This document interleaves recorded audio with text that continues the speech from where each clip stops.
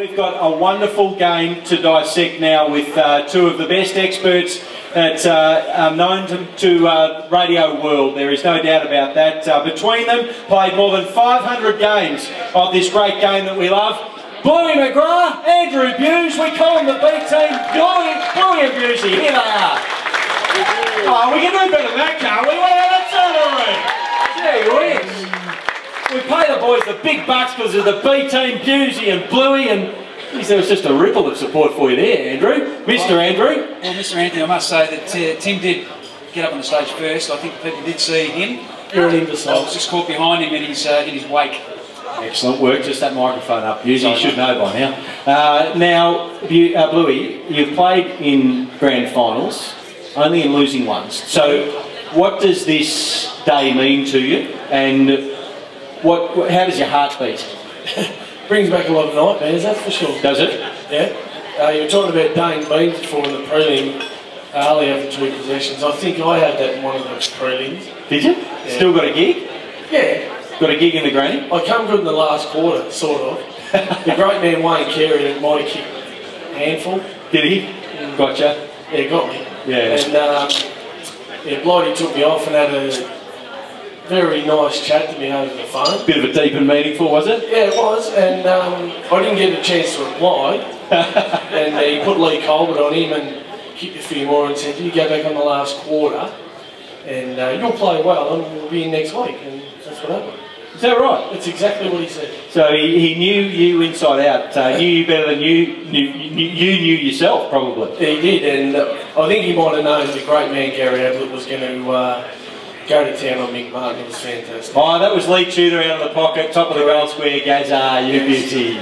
Yes, don't Cat fans love to live in that moment once in a while. Well, it was probably the crowning moment up until 2007, wasn't it, Bewsy?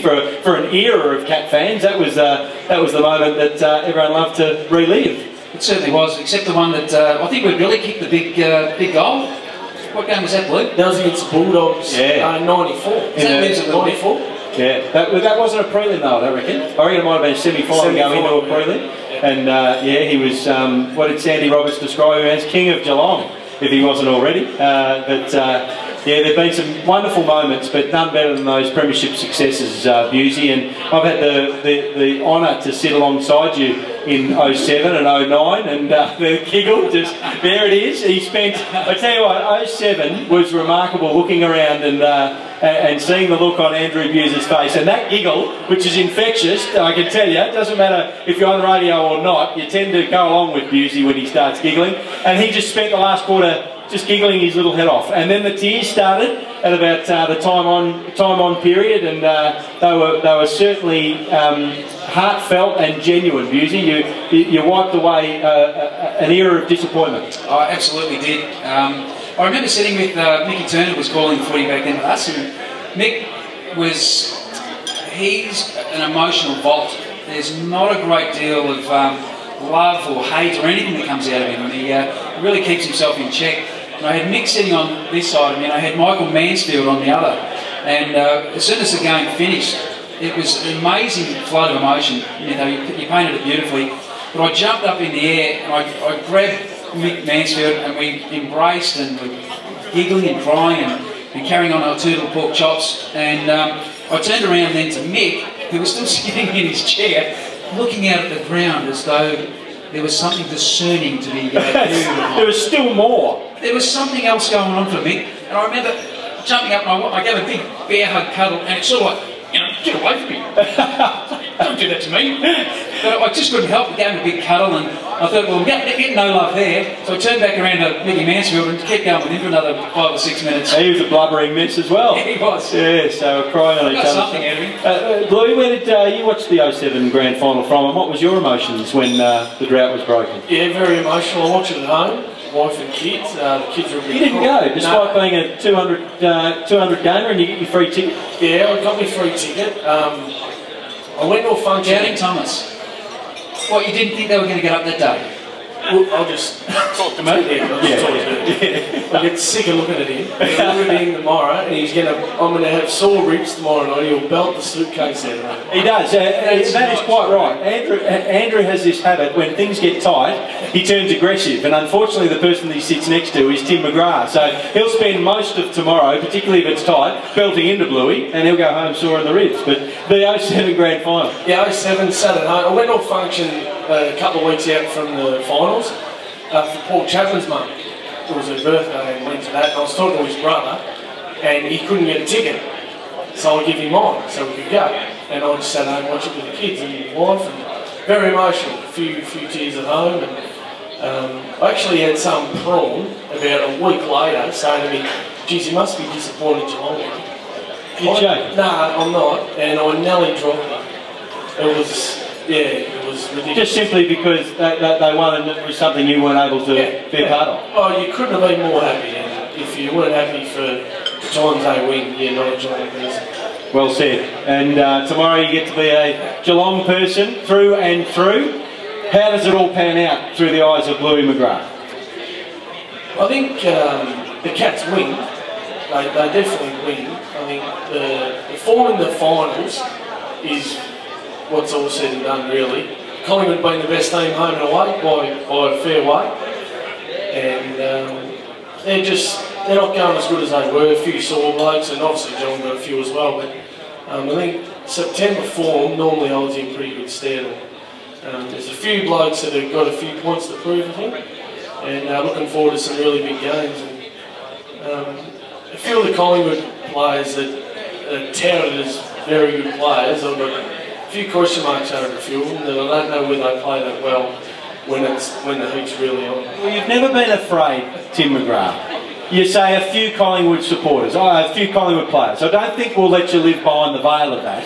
Name names, Bluey. Who have we got? I'm not sure Harry O'Brien's as good as they say. Thought he might get a mention, Harry O. Yeah, I'm actually convinced he's not as good as people say he is. For the people, you watch tomorrow, you'll get a kick or two or three, maybe, and they will go up the chimney, Mick Mansfield style. You watch, and don't kick. He gives the opposition a chance. He's very he's out there.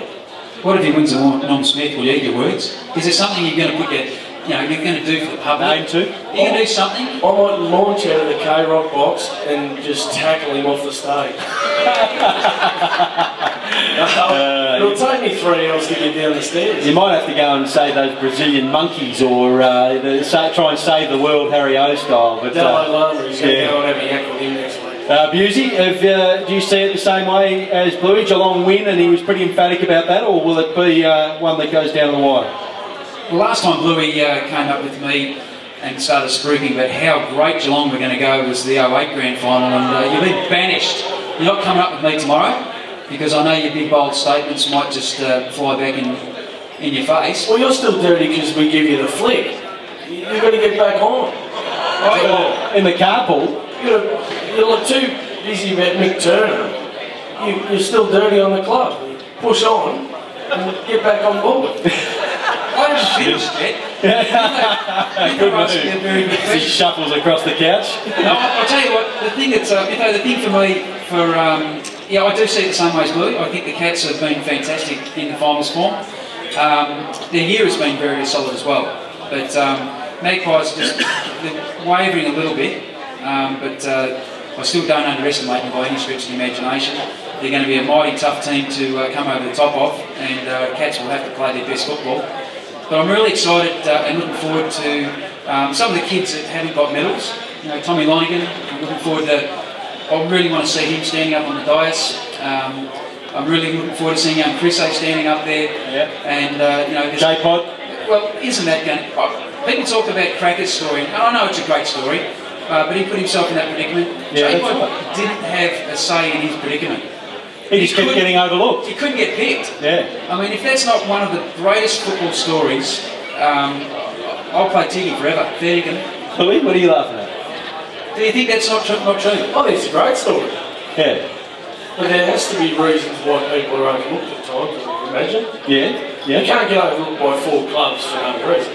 But you do have to ask yourself the question why in his instance, don't you? Well, you need to ask the 4 clubs that overlooked him. Yeah. I think it's a great story. He's done really well. It may be not so much about the clubs that have overlooked him, but it's more about his persistence. And that I look at it from that angle, and I think that his courage, self-belief, unwavering desire to play at the top level. That's the story that I love, and I love that he's going to get a chance. He's got the chance to do something extremely doubtful 4 years ago for him. It's just brilliant. I love it. Well, as I think it was Benny Castanelli said, he was running a warm-up for one of the grand finals a couple of years ago. He was putting the boys through their paces to make sure they were prepared, because that was his role in a fitness capacity. And now he's the full forward for the Cats in a grand final that, well, they're suddenly favourite with the bookies to win, which is extraordinary. There's a touch of water boy about it, isn't there? There is a touch of water boy. I like it, Bewsy. Now on to your tip and your Norm Smith medalist. Who are you going to tip, and what about the individual, most individual brilliant player? I picked the Cats by 12 points in a great game, and I'm picking Joel Selwood for my Norm Smith medalist. Joel Selwood, that is a safe bet. He's had a wonderful year. What about you, Bluey? Cats by 17. I'm torn between the great man Scarlett and Travis Varco. I just reckon he's ready to launch an extraordinary game tonight. Well, he certainly plays that flashing style. Some on both, and see if you can get a quid that way. I just have a curious one. Is there anyone who have any idea on whether or not you can bet on the sub, who the sub's going to be for the grand final? Anyone? Can you bet anywhere on that? Someone will let you on here. There are punters left, right and centre reaching for the phone as we speak. Well, who do you want to have a bet on there, Bewsy? Oh, it's just no one in particular. I just wanted to see whether you could do it. Just because you're fascinated with the punter. You don't really understand it. In fact, it was quite funny. Bewsy was just telling me a moment ago. He was sitting there next to Sheeds, and she started talking about breeding and horses and betting, and Bewsy sitting there going, if only Mytho was here, he could explain it all to me.